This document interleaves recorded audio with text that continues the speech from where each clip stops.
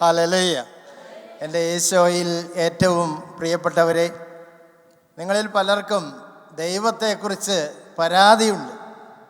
അതിന് നിങ്ങൾക്ക് ന്യായമായ കാരണങ്ങളുമുണ്ട്. ഞാൻ ദൈവത്തോട് ചേർന്ന് നിൽക്കുന്ന വ്യക്തിയാണ്, നിരന്തരം പ്രാർത്ഥിക്കുന്ന വ്യക്തിയാണ്, വിശുദ്ധമായി ഒരു ജീവിതം കഴിക്കുവാൻ പരമാവധി ശ്രമിക്കുന്നൊരു വ്യക്തിയാണ്. പക്ഷേ ദൈവം എൻ്റെ ജീവിതത്തിൽ നിരന്തരമായി ദുഃഖങ്ങളും ദുരിതങ്ങളും മാത്രമാണ് അനുവദിക്കുന്നത്. പലരുടെയും ഒരു വേദന ഇതാണ്. പ്രത്യേകിച്ച് നമ്മുടെ ഏറ്റവും പ്രിയപ്പെട്ടവരെ അകാലത്തിൽ മരണമടഞ്ഞതിൻ്റെ വേദന എന്നെ കേൾക്കുന്ന നിങ്ങളിൽ പലർക്കുമുണ്ട്. നിങ്ങളുടെ പ്രിയപ്പെട്ട മകൻ അല്ലെങ്കിൽ മകൾ, നിങ്ങളുടെ പ്രിയപ്പെട്ട ഭർത്താവ്, ഭാര്യ, അപ്പൻ, അമ്മ, ഇവരൊക്കെ അകാലത്തിൽ മരണമടയുമ്പോൾ സ്വാഭാവികമായിട്ടും നിങ്ങളൊരു ചോദ്യം ദൈവത്തോട് ചോദിക്കും: ദൈവമേ, എന്തുകൊണ്ട് ഇത് അനുവദിച്ചു? ഈ രാത്രിയിൽ ദൈവം നിങ്ങൾക്ക് ഉത്തരം തരുവാനായിട്ട് ആഗ്രഹിക്കുന്നു. അകാലത്തിൽ മരണമടഞ്ഞ മകനെക്കുറിച്ചുള്ള വേദനയിൽ ജീവിച്ച ഒരു അമ്മയെ നിങ്ങൾക്ക് ഞാൻ പരിചയപ്പെടുത്തട്ടെ. ആ അമ്മയുടെ പേര് മേരി എന്നാണ്. മകൻ്റെ പേര് വില്യം വൈറ്റിംഗ് എന്നാണ്. അവൻ 25-ാം വയസ്സിൽ മരണമടഞ്ഞു. അവൻ അമേരിക്കയിലെ ഷിക്കാഗോയിൽ കോടീശ്വര ദമ്പതികളുടെ മകനായിട്ടാണ് ജനിച്ചത്. അപ്പൻ വലിയ ബിസിനസ്സുകാരനാണ്. സ്വാഭാവികമായിട്ടും ഏതൊരു പിതാവിനും ഉണ്ടാകുന്ന ഒരു ആഗ്രഹം വില്യമിനെക്കുറിച്ച് അപ്പനുണ്ടായിരുന്നു. അവൻ പ്രായമാകുമ്പോൾ അവൻ എൻ്റെ ബിസിനസ് ഏറ്റെടുത്ത് മനോഹരമായി മുന്നോട്ട് കൊണ്ടുപോകണം. അപ്പോൾ അവന് പ്രായമായപ്പോൾ വില്യമിനെ വിളിച്ചു പറഞ്ഞു: നീ ബിസിനസ് ഏറ്റെടുക്കണം, അതിനു മുമ്പ് നിനക്കൊരു ലോക പരിചയം ഉണ്ടാകണമെന്ന് ഞാൻ ആഗ്രഹിക്കുകയാണ്. അതിനായി നിന്നെ ഒരു ലോക പര്യടനത്തിന് ഞാൻ അയക്കുകയാണ്.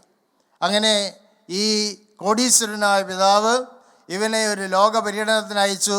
അവൻ്റെ കൂട്ടിനായി ഒരു ഗൈഡിനെയും കൂട്ടിനായി അയക്കുകയാണ്.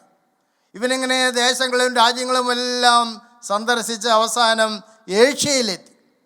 ഏഷ്യയിലെത്തിയപ്പോൾ അവൻ്റെ അതുവരെ ഉണ്ടായിരുന്ന ആ മാനസികാവസ്ഥയ്ക്ക് മാറ്റം വന്നു.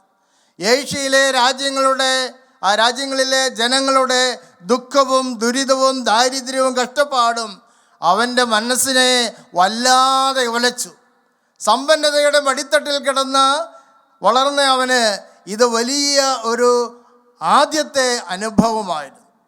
മാത്രവുമല്ല, ഇവർ രക്ഷകനായ യേശുവിനെ അനുഭവിച്ചറിഞ്ഞിട്ടില്ലല്ലോ എന്നുള്ള ചിന്ത അവന് വലിയൊരു വേദനയുളവാക്കി.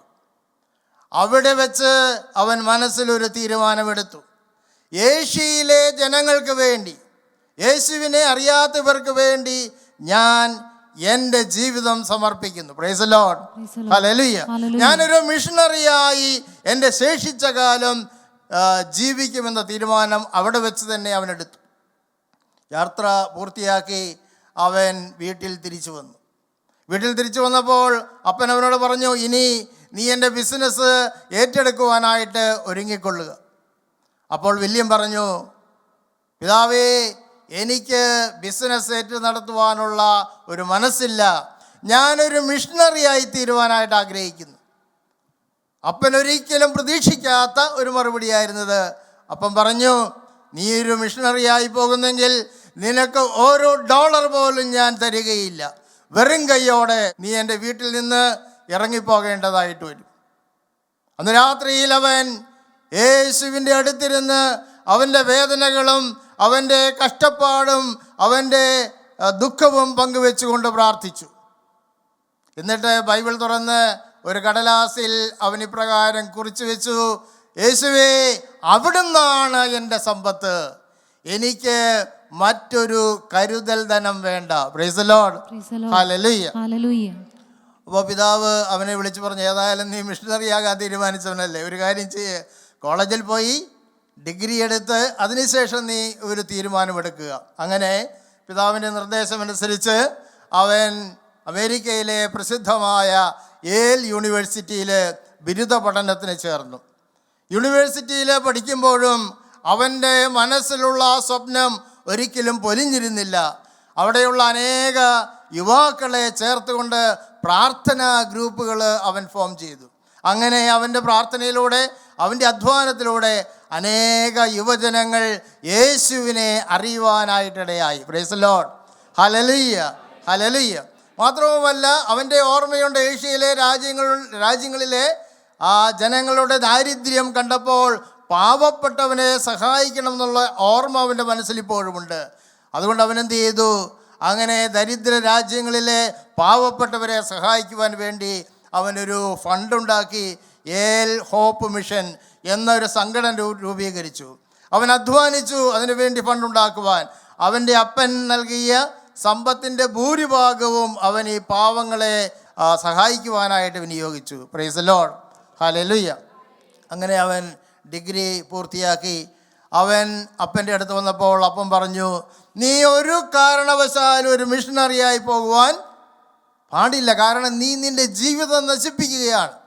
നിനക്കിഷ്ടം പോലെ സമ്പത്തുണ്ട്, നിൻ്റെ ഭാവി ശോഭനമാണ്. നീ എൻ്റെ കൂടെ നിന്നാൽ ഞാൻ നിന്നെ സമൃദ്ധമായി അനുഗ്രഹിക്കും, നിന്നെ സപ്പോർട്ട് ചെയ്യും.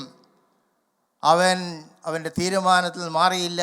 അന്ന് രാത്രിയിൽ അവൻ യേശുവിനോട് പ്രാർത്ഥിച്ചു, എനിക്ക് ശക്തി തരണമേ, മുന്നോട്ട് പോകാൻ ശക്തി തരണമേ എന്ന് പ്രാർത്ഥിച്ചു. ബൈബിളെടുത്ത് അവൻ ആദ്യം എഴുതിയ ആ കടലാസിൽ 2 എന്ന നമ്പറിട്ട് അവൻ എഴുതി, പിൻവാങ്ങുവാൻ സാധ്യമല്ല. Price the Lord. പിൻവാങ്ങുവാൻ സാധ്യമല്ല. എത്ര പ്രതിസന്ധി ഉണ്ടായാലും, എത്ര എതിർപ്പുണ്ടായാലും, ഞാൻ എടുത്ത തീരുമാനത്തിൽ നിന്ന്, യേശുവിനായി ജീവിക്കണമെന്നുള്ള തീരുമാനത്തിൽ നിന്ന് ഞാൻ പിൻവാങ്ങുകയില്ല എന്ന തീരുമാനം അവനെടുത്തു. Praise the Lord. Hallelujah, hallelujah.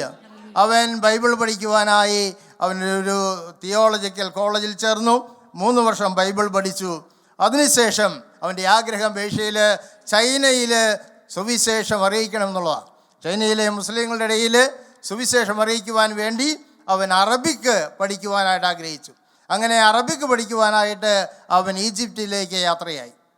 കൂടെ അവൻ്റെ അമ്മ മേരിയും ഉണ്ടായിരുന്നു. പക്ഷേ അവിടെ വെച്ച് അവൻ്റെ പ്രതീക്ഷയ്ക്ക് വിരുദ്ധമായി അവന് മാരകമായ ഒരു പനി പിടിച്ചു. അതവൻ്റെ തലച്ചോറിനെ ബാധിച്ചു. മെനിഞ്ചൈറ്റിസ്, തലച്ചോറിനെ ബാധിക്കുന്ന മസ്തിഷ്ക ജ്വരം ബാധിച്ചു. അവൻ്റെ അമ്മ മകന് വേണ്ടി തീക്ഷ്ണമായി പ്രാർത്ഥിച്ചു. പക്ഷേ അവരുടെ പ്രാർത്ഥന ദൈവം കേട്ടില്ല. അവരുടെ പ്രതീക്ഷയ്ക്ക് വിരുദ്ധമായി ആ മകൻ ഈജിപ്തിൽ വെച്ച് മരണമടയുകയാണ്. ഇതെല്ലാവർക്കും ഒരു ചോദ്യചിഹ്നമായി. ഇവനൊരു കോടീശ്വര മകനായതുകൊണ്ടും ഈ തരത്തിലുള്ള വ്യത്യസ്തമായൊരു തീരുമാനമെടുത്തത് കൊണ്ടും അമേരിക്കയിലെ പത്രങ്ങളും മാധ്യമങ്ങളും എല്ലാം ഇവൻ്റെ മരണവാർത്ത, അകാലത്തിലുള്ള മരണവാർത്ത വളരെ പ്രാധാന്യത്തോടെ പ്രസിദ്ധീകരിച്ചു. എല്ലാവരും ചോദിച്ചു, ഇതെന്തൊരു ദൈവമാണ്? ദൈവത്തിന് വേണ്ടി ജീവിക്കുവാൻ ആഗ്രഹിച്ച ഈ മകനെ എന്തുകൊണ്ട് ദൈവം അകാലത്തിൽ വിളിച്ചു? എന്തുകൊണ്ട് ഇവനിങ്ങനെ ഒരു ദുരന്തമുണ്ടായി എന്ന് എല്ലാവരും ചോദിക്കുവാൻ തുടങ്ങി. അവൻ്റെ അമ്മയോട് ചോദിച്ചു. അമ്മ മുട്ടിന്മേൽ നിന്ന് കരഞ്ഞ് കണ്ണുനീരോടെ പ്രാർത്ഥിച്ചു, ദൈവമേ, എൻ്റെ മകൻ അങ്ങേക്ക് വേണ്ടി ജീവിതം സമർപ്പിച്ചൊരു വ്യക്തിയാണ്. അവൻ്റെ ജീവിതം പാഴായി പോകുവാൻ അവിടുന്ന് അനുവദിക്കരുതേ. കണ്ണുനീരോടെ പ്രാർത്ഥിച്ചു. അങ്ങനെ ഒരു രാത്രിയിൽ ഇവന് ഉപയോഗിച്ചിരുന്ന ബൈബിൾ അതെടുത്ത് തുറന്നു നോക്കിയപ്പോൾ അവർ കണ്ടത് അവൻ്റെ 3 പ്രതിജ്ഞയാണ്. ആദ്യത്തേത്, എനിക്ക് കരുതൽ ധനം വേണ്ട. രണ്ടാമത്തത്, പിൻവാങ്ങുവാൻ ആവുകയില്ല. മൂന്നാമത്, മരിക്കുമെന്ന് ഉറപ്പായപ്പോൾ അവനെഴുതിയ 3-ാമത്തെ കാര്യം, നഷ്ടബോധമില്ല. അമ്മയ്ക്ക് മനസ്സിലായി യാതൊരു തരത്തിലുള്ള നഷ്ടബോധമില്ലാതെയാണ് എൻ്റെ മകൻ മരിച്ചതെന്ന് അമ്മയ്ക്ക് മനസ്സിലായി. ഇത് ദൈവത്തിൻ്റെ നിശ്ചിത പദ്ധതിയാണ് തിരിച്ചറിഞ്ഞ അമ്മ ദൈവത്തിന് നന്ദി പറയുവാൻ തുടങ്ങി. Price the Lord. ഹല്ലേലൂയ. പ്രിയപ്പെട്ടവരെ, ഏത് ദുഃഖത്തിനും ഏത് ദുരന്തത്തിനും ഒരർത്ഥമുണ്ട്. അത് ദൈവകരങ്ങളിൽ നിന്ന് സ്വീകരിക്കുവാനായിട്ട് നമ്മൾ തയ്യാറാകുമ്പോൾ, പ്രൈസ് ദി ലോർഡ്, ഹല്ലേലൂയ.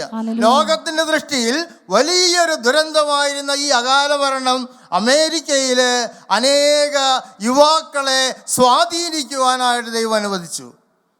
വില്യമിൻ്റെ ഈ ഉന്നതമായിട്ടുള്ള ആദർശം സ്വീകരിച്ചുകൊണ്ട് നൂറുകണക്കിന് യുവാക്കൾ, അതും സമ്പന്നരായ യുവാക്കൾ, അവരുടെ ജീവിതത്തെ യേശുവിനായി സമർപ്പിച്ച് മിഷണറിമാരായി മാറി എന്നുള്ളതാണ് ഈ മരണത്തിൻ്റെ ഒരു പിൻപത്രമായിട്ട് നമ്മൾ കാണേണ്ടത്. Price the Lord, hallelujah, hallelujah. അതുകൊണ്ട് കഷ്ടപ്പാടിൻ്റെയും സങ്കടങ്ങളുടെയും വേദനകളുടെയും നിമിഷങ്ങളിൽ നമ്മൾ ചെയ്യേണ്ടത് എന്താണ്? യാക്കോബ് ശ്ലീഹ പറയുന്നുണ്ട്. യാക്കോബ് ശ്ലീഹ എഴുതിയ ലേഖനം 4-ാം അധ്യായത്തിന് 8-ാം വാക്യം പറയുന്നു, നിങ്ങൾ ദൈവത്തോട് ചേർന്ന് നിൽക്കുക. ദൈവത്തിനെ എങ്ങനെ കെട്ടിപ്പിടിക്കണം? ദൈവമേ എന്നെ കൈവിടരുതേ, കെട്ടിപ്പിടിക്കണം. അങ്ങനെ ദൈവത്തോട് നിങ്ങൾ ദുരന്തങ്ങളുടെ നാളുകളിൽ നിരാശപ്പെടാതെ ദൈവത്തോട് ചേർന്ന് നിൽക്കുമ്പോൾ എന്ത് സംഭവിക്കും? ദൈവം നിങ്ങളോട് ചേർന്ന് നിൽക്കും. നിങ്ങൾക്ക് അനുഭവിക്കുവാൻ പറ്റാത്ത അത്രയും വലിയൊരു ആത്മീയ ശക്തിയാൽ ദൈവം നിങ്ങളുടെ ജീവിതങ്ങളെ നിറയ്ക്കും. പ്രിയപ്പെട്ടവരെ, ഈ കർത്താവിനെ കുറിച്ചാണ് ഈ രാത്രിയിൽ ഞാൻ നിങ്ങളോട് പറയുന്നത്. നിങ്ങളുടെ ജീവിതം എത്ര തകർന്നതാണെങ്കിലും നിങ്ങളുടെ ജീവിതത്തെ ഭീകരമായ ഗർത്തത്തിൽ നിന്ന്, കുഴഞ്ഞ ചേറ്റിൽ നിന്ന് കരകയറ്റുവാൻ സാധിക്കുന്ന 42 സങ്കീർത്തനം 42 പാറമേൽ നിങ്ങളുടെ പാദങ്ങളെ ഉറപ്പിക്കുവാൻ സാധിക്കുന്ന ഒരു ദൈവം നിങ്ങളുടെ കൂടെയുണ്ട്. Price the Lord. പ്രിയപ്പെട്ടവരെ, അതാണ് ദൈവത്തിൻ്റെ ശക്തി, അതാണ് ദൈവത്തിൻ്റെ സ്നേഹം. ഒരിക്കലും നമ്മളെ കൈവിടില്ലാത്ത ആ സ്നേഹത്തെ നമുക്ക് ഓർത്ത് ആ ദൈവത്തോട് ചേർന്ന് നമ്മുടെ ജീവിതത്തെ സമർപ്പിക്കാം. നമുക്ക് ഓർക്കാം, ഇതേപോലെ വേദനയിലൂടെ കടന്നു പോകുന്ന കോടിക്കണക്കിന് മക്കൾ ഈ ഭൂമിയിലുണ്ട്. അവരെയും കർത്താവിൻ്റെ വചനം അറിയിക്കണം, കർത്താവിൻ്റെ രക്ഷയെക്കുറിച്ച് അറിയിക്കണം. അതിനു വേണ്ടിയിട്ടാണ് നമ്മൾ ഈ ശാലോം പീസ് ഫെലോഷിപ്പിൽ, റോസറി ഫെലോഷിപ്പിൽ അംഗങ്ങളായിട്ടുള്ളത്. നമുക്ക് നമ്മുടെ ശുശ്രൂഷ, നമ്മുടെ പ്രാർത്ഥന വളരെ ശക്തമായിട്ട് മുന്നോട്ട് പോകണം. ഈ കൂട്ടായ്മയെ ദൈവം കൂടുതൽ സമൃദ്ധമായിട്ട് അനുഗ്രഹിക്കുവാനായിട്ട് ആഗ്രഹിക്കുന്നു. Price the Lord, hallelujah. നമുക്കൊരു നിമിഷം എഴുന്നേറ്റ് നിന്ന് കർത്താവിൻ്റെ സന്നിധിയിലേക്ക് നമ്മുടെ ജീവിതങ്ങളെ സമർപ്പിക്കാം. കണ്ണുകളടച്ച് കർത്താവിൻ്റെ സന്നിധിയിൽ പ്രാർത്ഥിക്കാം. നിങ്ങളായിരിക്കുന്ന അവസ്ഥയിൽ നിങ്ങളുടെ കുടുംബത്തെ സമർപ്പിക്കാം. നിങ്ങളുടെ കുടുംബത്തെ ഈശോ അറിയുന്നുണ്ട്. കുടുംബത്തിലെ നിങ്ങളുടെ പ്രശ്നങ്ങളെ കർത്താവ് അറിയുന്നുണ്ട്. കടബാധ്യതകൾ അറിയാത്തവനല്ല ദൈവം. അവിടുന്ന് സർവ്വതും അറിയുന്നുണ്ട്. പഠിച്ചിട്ടും മക്കൾക്ക് ജോലി കിട്ടാത്തതിൻ്റെ വേദന ഈശോ അറിയുന്നുണ്ട്. രോഗത്താൽ കഷ്ടപ്പെടുന്ന നിങ്ങളുടെ മനസ്സിനെ കർത്താവ് കാണുന്നുണ്ട്. വഴിതെറ്റിയ മക്കളെ ഓർത്ത് വേദനിക്കുന്ന മാതാപിതാക്കളുടെ കണ്ണുനീര് കർത്താവ് കാണുന്നുണ്ട്. നിങ്ങളുടെ ജീവിതത്തിൽ ഒരു പുതിയ വഴി വെട്ടി തുറക്കുവാൻ സാധിക്കുന്നവനായ സർവശക്തനായ ദൈവം, നിങ്ങളുടെ ഇടയനായ കർത്താവ്, ആ കർത്താവിന്റെ പക്കലേക്ക് നിങ്ങളുടെ ഇരുകരങ്ങളെയും ഉയർത്താം. കർത്താവേ, ഞങ്ങളുടെ ജീവിതത്തിലേക്ക് കടന്നു വരണമേ, ഞങ്ങളുടെ കുടുംബത്തിലേക്ക് കടന്നു വരണമേ. കർത്താവേ, ഞങ്ങളുടെ പരിശുദ്ധമായ കരങ്ങൾ ഞങ്ങളുടെ ജീവിതത്തിന്റെ മേൽ നീട്ടണമേ എന്ന് പ്രത്യേകം പ്രാർത്ഥിക്കാം. ചെങ്കടലിനെ വിഭജിച്ചനായ കർത്താവ് ഈ രാത്രിയിൽ തന്റെ കരങ്ങൾ നീട്ടട്ടെ. അത്ഭുതങ്ങൾ കാണുവാനായിട്ട് നമ്മുടെ കണ്ണുകളെ അവിടെ തുറക്കട്ടെ. പാതാളത്തോളം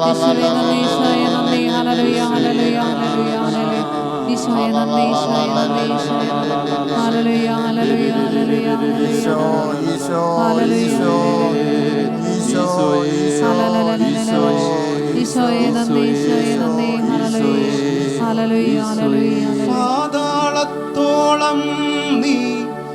താഴ്ത്തപ്പെട്ടാലും ആകാശത്തോളം നിന്നെ ദൈവമുയർത്തും. പാതാളത്തോളം നീ താഴ്ത്തപ്പെട്ടാലും ആകാശത്തോളം നിന്നെ ദൈവമുയർത്തും. കരങ്ങൾ നെഞ്ചോട് ചേർത്ത് വെച്ചുകൊണ്ട് നിന്നെ നോക്കി കാണുന്ന ദൈവത്തെ, അവിടുത്തെ വാക്കുകൾ ശ്രവിക്കാം. നിന്റെ ജീവിതത്തിൽ നീ ഒത്തിരി അപമാനങ്ങളിലൂടെ കടന്നു പോയിട്ടുണ്ട്. എല്ലാവരും നിന്നെ പരിഹസിച്ചു. നീ പ്രാർത്ഥിച്ചിട്ട് നിനക്ക് എന്താണ് കിട്ടിയത്? നീ ഒരു പരിഹാസ വിഷയമാകുവാൻ ദൈവം ഒരിക്കലും അനുവദിക്കുകയില്ല. നിന്റെ മക്കളെ അവിടുന്ന് അനുഗ്രഹിക്കും. നിന്റെ ജീവിതം അനുഗ്രഹിക്കപ്പെടും. നീ നിന്റെ ദേശത്തിന് അനുഗ്രഹമായി മാറും. കർത്താവ് പറയുന്നു, നീ പാതാളത്തോളം താഴ്ത്തപ്പെട്ടാലും ആകാശത്തോളം ഞാൻ നിന്നെ ഉയർത്തും. മകനെ, നീ എന്നോട് ചേർന്ന് നിൽക്കുക. പാതാളത്തോളം നീ താഴ്ത്തപ്പെട്ടാലും ആകാശത്തോളം നിന്നെ ദൈവമുയർത്തും. പാതാളത്തോളം നീ താഴ്ത്തപ്പെട്ടാലും ആകാശത്തോളം നിന്നെ ദൈവമുയർത്തും. ദൈവമുയർത്തും കുഞ്ഞെ, ദൈവമുയർത്തും. ആകാശ